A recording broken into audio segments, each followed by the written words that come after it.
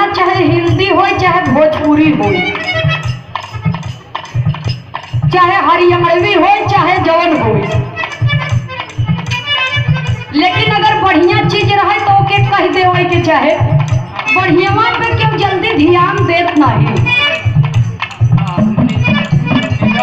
और जो खरक्का वाला ओ पे सब ध्यान देती।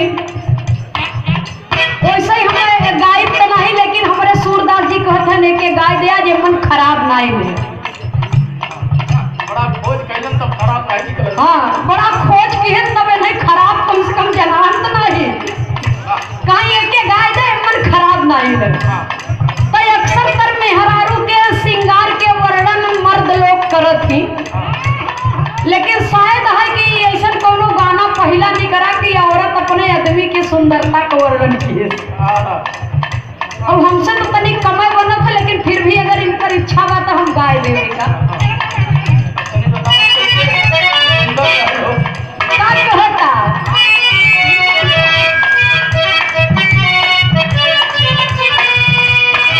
झारस जब बाल सैया जी,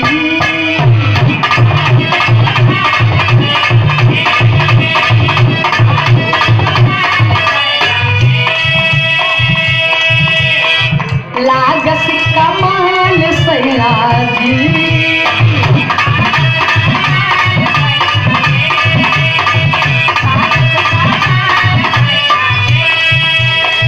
बगल से निकाल सैया जी, उड़ावस रुमाल सैया जी, बगल से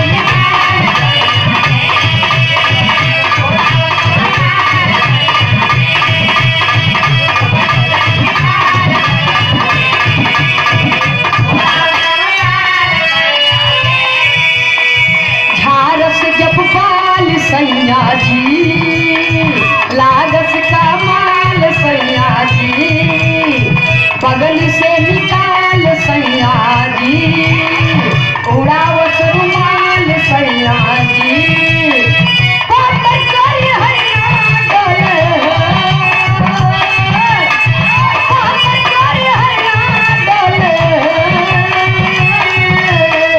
नदिया के नीचे जैसे मैया डोले, ओ सही मैया डोले।